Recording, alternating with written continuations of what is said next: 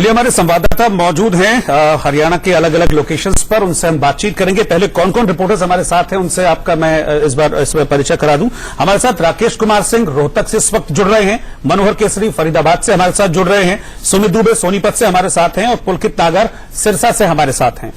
सबसे पहले राकेश कुमार सिंह के पास चलेंगे।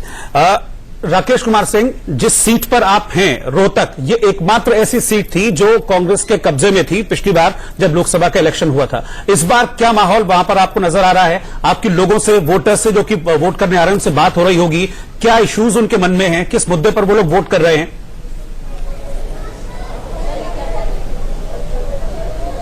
देखिए, रोहतक में मुकाबला काफी रोचक है। यहाँ पर सीधे तौर पर जो हुड्डा परिवार का साथ जो है दांव पर है। जैसा कि आपने देखा था कि 2014 में एकमात्र सीट जो कि कांग्रेस ने जीत दर्ज की थी, तो ये रोहतक की सीट थी। लेकिन रोहतक में इस बार मुकाबला थोड़ा अलग है। हुड्डा परिवार के जो साख है पूरी तौर पर दांव पर है।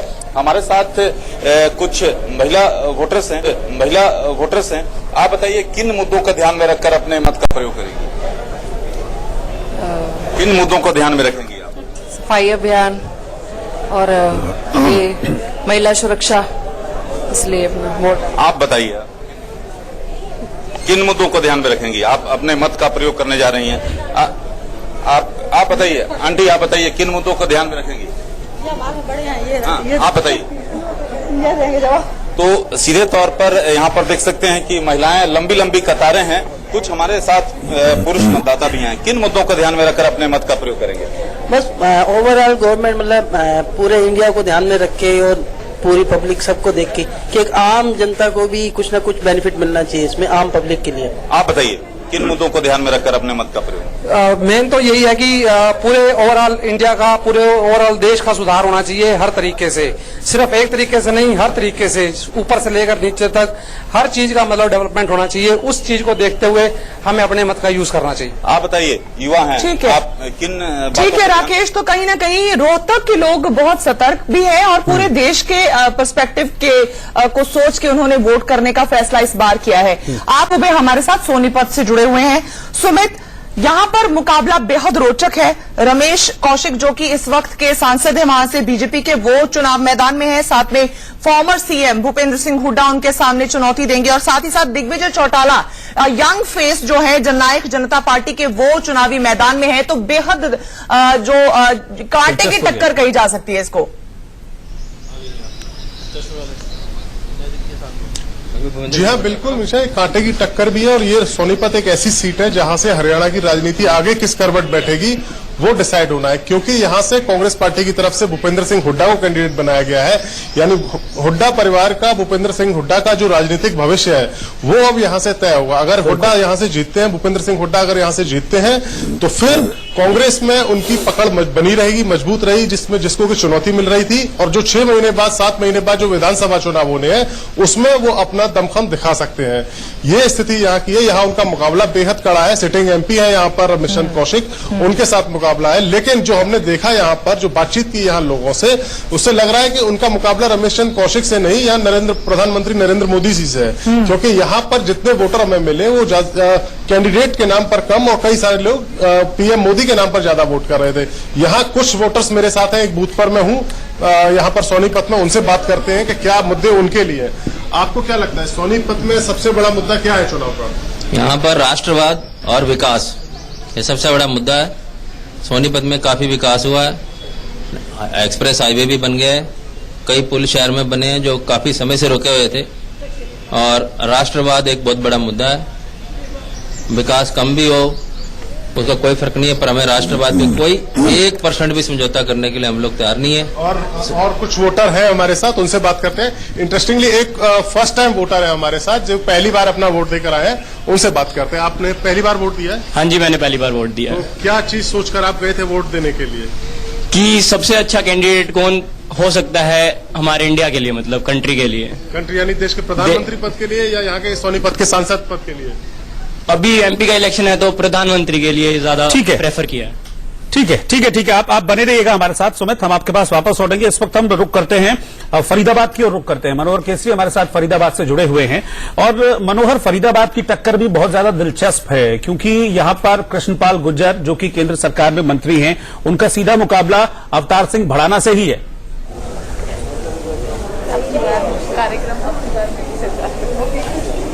बिल्कुल आपने सही कहा रोहित। जिस प्रकार से सुबह से मैं कई बूथ पर जा चुका हूं, न सिर्फ फरीदाबाद, उसके बगल का जो इलाका बल्लभगढ़ का है, गांव का इलाका है, वहां भी हमने देखा तो एक काफी टफ फाइट है। तो ऐसी स्थिति में कहा जाए यहां वोटिंग परसेंट भी अब राइज हुआ है। टेम्परेचर 45 डिग्री है, पॉलिटिकल टेम्परेचर हाई है। ऐसे में जो वोटर्स हैं उनके जोश भी हाई है। हमारे साथ तमाम वोटर्स हैं, खास करके महिला वोटर्स, क्योंकि हरियाणा है और हरियाणा में फरीदाबाद, तो ऐसे में महिलाएं बहुत ज्यादा बढ़ चढ़ करके हिस्सा ले रही है वोटिंग में। इनसे सीधे, आप लोगों ने वोट कर दिया? आप वोट निशान दिखाइए। ये देखिए, महिलाओं ने वोट करके अपने घर का काम काज छोड़ करके आई हैं, वोट किया। आप क्या फर्स्ट टाइम वोट किया? हाँ जी, मैंने फर्स्ट टाइम वोट किया है। क्या सोच करके आपने वोट किया कि क्या आप चाहती हैं अपने इलाके में या कोई राष्ट्रीय मुद्दा हो, उसे लेकर के आपने वोट किया? हमारे राष्ट्र में मैं चाहती हूँ डेवलपमेंट हो, आगे जाके मुझे सुखाने मिले, आगे मेरे जॉब्स के लिए मुझे ज्यादा अपॉर्चुनिटीज मिले, ये उम्मीद है मुझे मेरी सरकार से। आपने क्यों वोट किया? हमने भी अपने देश के लिए आगे बढ़ चढ़ के हम हिस्सा ले रहे हैं ताकि हमारा देश और आगे डेवलपमेंट कर सके, जैसे कि मोदी सरकार कर रही है और हर जगह हमारा देश का नाम ऊपर हो रहा है, इस करके हम भी आगे आए हैं। ठीक है कि राष्ट्रीय मनोहर, तो कहीं ना कहीं फरीदाबाद से भी जो रोहित निकल के बात सामने आई है, हरियाणा से कहीं से भी जो लोग जुड़ रहे हैं हमारे साथ, वो बात यही कर रहे हैं कि देश की तरक्की होनी चाहिए। वो इन टोटालिटी बात करते नजर आ रहे हैं। ये बड़ा दिलचस्प है। हम हमारे सभी सहयोगियों से कहेंगे कि वो हमारे साथ बने रहें। फिलहाल हम यहाँ रुकेंगे एक छोटे से ब्रेक के लिए, जल्द लौटेंगे।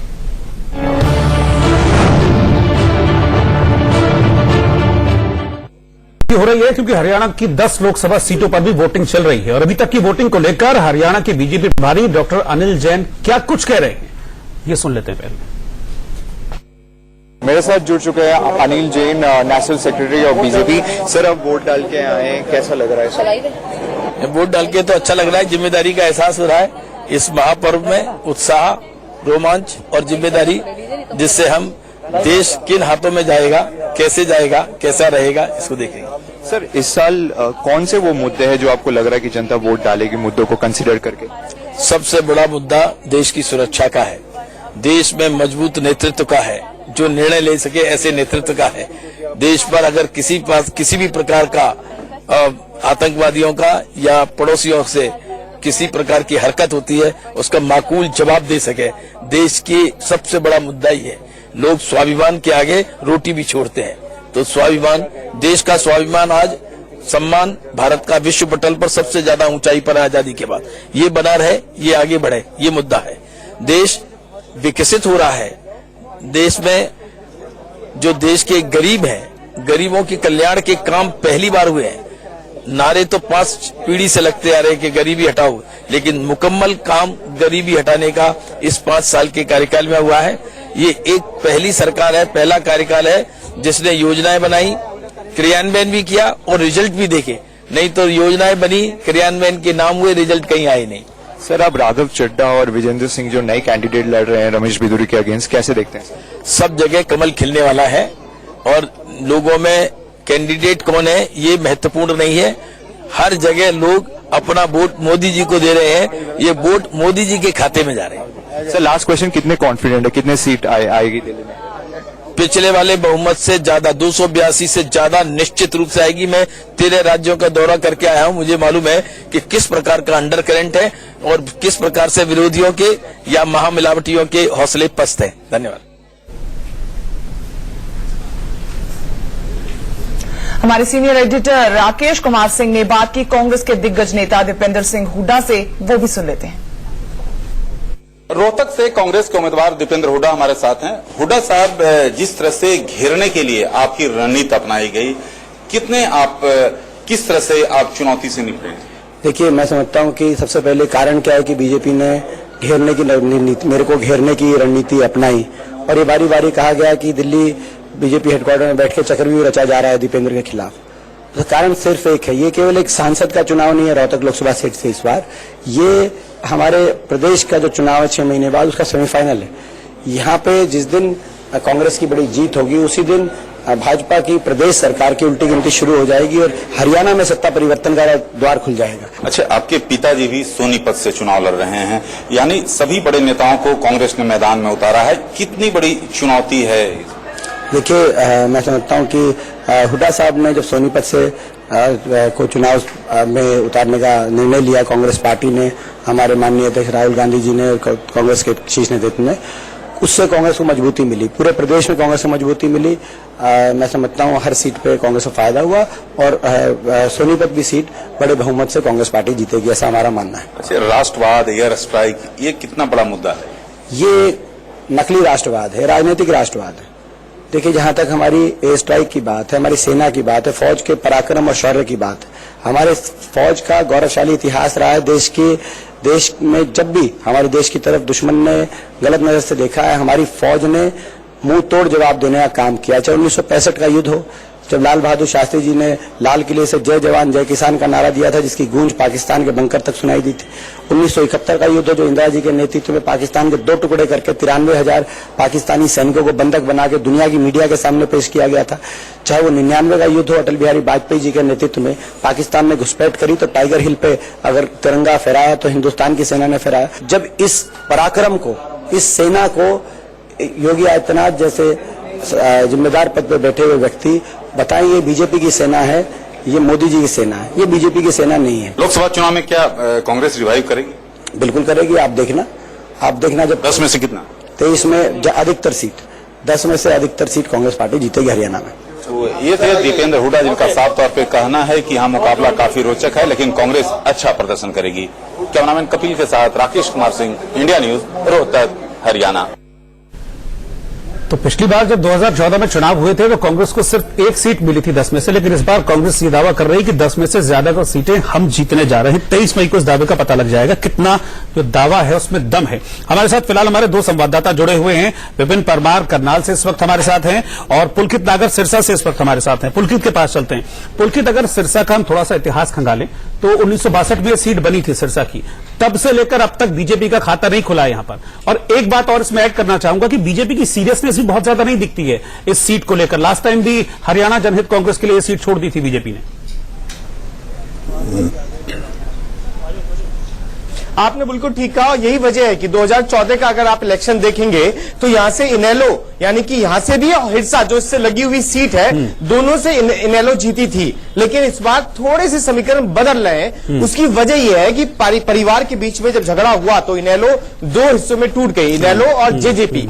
लेकिन लोग इसे कितना सीरियस ले रहे हैं और क्या वाकई ये मुद्दा होगा या फिर कुछ और, ये जान लेते हैं। आपके लिए ये मुद्दा है कि जिसे पहले 2014 में आपने समर्थन किया वो टूटी पार्टी, लोकल के मुद्दे रहेंगे या फिर नेशनल मुद्दे रहेंगे, राष्ट्रीय मुद्दे रहेंगे। खासतौर पे क्षेत्रीय पार्टियों का मतलब राष्ट्रीय मुद्दों से कोई लेना देना नहीं होता, ना ही उनके परिवार के झगड़े का राष्ट्रीय मुद्दे से कुछ लेना देना होता है। आप महिला मुद्दा आपके लिए क्या होगा? सर, बेरोजगारी बहुत हो रही है जी, और मतलब पढ़े लिखे बच्चे ना छोटे छोटे काम करने पे मजबूर हैं। आपके लिए क्या मुद्दा होगा? महिलाओं के लिए सुरक्षा प्रदान करना है। सुरक्षा? हाँ जी। चलिए, महिला सुरक्षा की आवाज यहाँ छुटी। आपके लिए क्या मुद्दा होगा चुनाव? मुद्दा हमारे लिए, मैं साक्य समाज वाइस प्रेसिडेंट हूँ और मैं देश के लिए, देश हित में मतलब अपना जो भी हमारा समाज है वोट कर रहा है। आतंकवाद के खिलाफ हम लोग वोट कर रहे हैं, हम लोग राष्ट्र हित में वोट कर रहे हैं। राष्ट्र हित में वोट कर रहे हैं आप?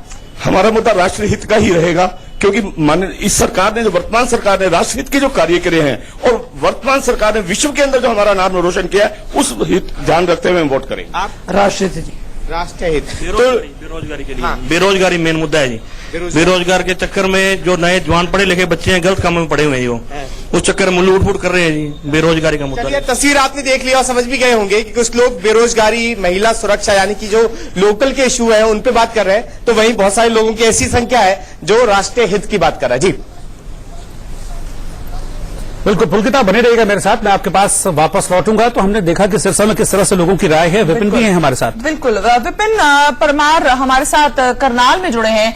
करनाल में विपिन, बहुत दिलचस्प होने वाला है मुकाबला, बिकॉज संजय भाटिया यहां से बीजेपी के प्रत्याशी और कुलदीप शर्मा कांग्रेस के हैं। और इस बार बेशक ये लास्ट टाइम बीजेपी की सीट थी, लेकिन इस बार कांटे की टक्कर मानी जा रही है। देखिए जाहिर सी बात है, करनाल की बात करें तो दानवीर कर्ण की ये भूमि है और ऐसे में वोटर जो है वो काफी जागरूक दिखाई दे रहा है। वोटर जो है वो ये सोच समझकर वोट कर रहा है कि उसके मुद्दों पर, उसके जो क्षेत्र है, लोकसभा क्षेत्र है, उसमें काम कितना हुआ। और ऐसे में कहीं ना कहीं एज दिख रहा है, तमाम जो कड़ा मुकाबला जो है वो यहां पर दिख रहा है। क्योंकि इस सीट के इतिहास की अगर बात करें तो 9 बार जो है कांग्रेस पार्टी के द्वारा जो है इस सीट पर जो है जीत दर्ज किया और बाकी 4 बार जो है वो बाकी अन्य दलों के द्वारा जो है जीत दर्ज की है। ऐसे में तमाम मुद्दे हैं जिनको लेकर अगर बात करें पूर्व वर्तमान सांसद की, तो भारतीय जनता पार्टी के द्वारा जो है 2014 के चुनावों में जो है उनके जो प्रतिनिधि है वो यहां से चुनकर भेजे गए थे। लेकिन लोगों में एक रूरल्स की अगर बात करें, रूरल एरियाज में लगातार हम घूम रहे हैं, अर्बन एरिया में हम लगातार लोगों से बात कर रहे हैं, तो उनका यही कहना था कि सांसद जो है वो नदारद दिखे पूरे क्षेत्र से। ऐसे में कांग्रेस के द्वारा जिस तरह से तमाम समीकरण बिठाकर जो कैंडिडेट चुने गए, कुलदीप शर्मा, उनकी अगर बात करें, उनका परिवार जो है पंडित चिरंजी लाल, उनके द्वारा जो है तकरीबन 20 साल की राजनीति की गई, तमाम कार्य यहां पर एक एज कांग्रेस को मिलता पर दिखाई दे रहा। लोग जो है विकासात्मक कार्यों की अगर बात करें तो लगातार विकास के नाम पर वोट करने की बात जो है वो करनाल में करते नजर आ रहे हैं और लोकतंत्र के इस पर्व में अपनी आहुति डालते, अपने वोट कास्ट करने के लिए लोग जो है होगा। क्योंकि पारे की अगर बात करें तो लगातार गर्मी बढ़ती जा रही है, लेकिन लोग जो है अपने वोट कास्ट कर, अपने मत के अधिकार का इस्तेमाल करने के लिए जो अपने घरों से बाहर निकलकर जो है मतदान केंद्रों पर पहुंच रहे हैं और ऐसे में मत का इस्तेमाल कर रहे हैं और ये सुनिश्चित कर रहे हैं कि ईवीएम में सही कैंडिडेट जो उनका विकास करा सकता है उसको चुने। ठीक है, आप बने रहिएगा। विपिन, आप भी हमारे साथ बने रहिए, पुलकित आप भी हमारे साथ बने रहिए। जो अभी तक टर्नआउट सामने आ रहा है, हमेशा वो ये बता रहा है कि हर सीट पर मुकाबला बहुत दिलचस्प है। ऐसा नहीं कि इस बार बहुत सब कुछ आसानी से मिलने वाला है, बहुत आसान नहीं होने वाला है, खासतौर पे बीजेपी के लिए, क्योंकि वो ऑलरेडी संसद में बैठे हैं और इस बार टक्कर उन्हीं को है। 10 में से 10 सीटें जो हरियाणा की, उनका आज ही एक ही फेज में मतदान हो रहा है, इस वक्त चल रहा है। अब फरीदाबाद से बीजेपी उम्मीदवार जो है कृष्णपाल गुर्जर, उनसे हमारे संवाददाता मनोहर ने खास बातचीत की है, वो आपको सुनवा देते हैं। फरीदाबाद से बीजेपी प्रत्याशी कृष्णपाल गुर्जर जो केंद्रीय मंत्री है, उन्होंने अपने परिवार के साथ वोट कास्ट किया है। इनसे बात करते हैं। कृष्ण जी, आज आप लोगों ने वोट कास्ट किया है, कितनी उम्मीदें हैं और क्या जोश देख रहे हैं?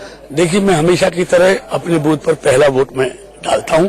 इस बार भी सही 7 बजे मैंने अपना वोट डाला है और जिस तरह सुबह 7 बजे से मतदाताओं की लंबी कतारें लग गई हैं, ये उनके जोश का, उनके उत्साह का परिचायक है। और लोगों ने देखिए इतना उत्साह है, दोबारा से मतदाता देश का प्रधानमंत्री आदरणीय मोदी जी को देखना चाहता है। किससे चुनौती है यहाँ की? आपके जो दो कहा जाए आम आदमी पार्टी के नवीन जयहिंद और कांग्रेस के अवतार सिंह भड़ाना, दोनों के वोट नहीं है, उन्होंने तो वोट कास्ट नहीं किया, आपने वोट कास्ट किया। चुनौती किससे? देखिए, किसी से कोई चुनौती नहीं है। देश में मोदी जी को कोई चुनौती नहीं है, प्रदेश में मनोहर लाल जी को कोई चुनौती नहीं है और फरीदाबाद में बीजेपी के कार्यकर्ता कृष्णपाल के सामने कोई चुनौती नहीं है। और 2014 की तरह तमाम विपक्षी दलों की जमानतें जब्त होगी और फरीदाबाद भारतीय जनता पार्टी लोकसभा के एक नया इतिहास रचेगी। तो इस बार जब आप जीत करके आएंगे तो फरीदाबाद वालों के लिए क्या तोहफा देंगे? देखिए, फरीदाबाद के लिए आदरणीय मोदी जी, मनोहर लाल जी, उन्होंने नया फरीदाबाद बनाने का संकल्प लिया है और हम भी इस संकल्प के साथ 2014 में आए थे। फरीदाबाद का स्वरूप बदल रहा है, नए फरीदाबाद का निर्माण हो रहा है। 5 सालों में एक मजबूत बुनियाद फरीदाबाद नई की डाली गई है।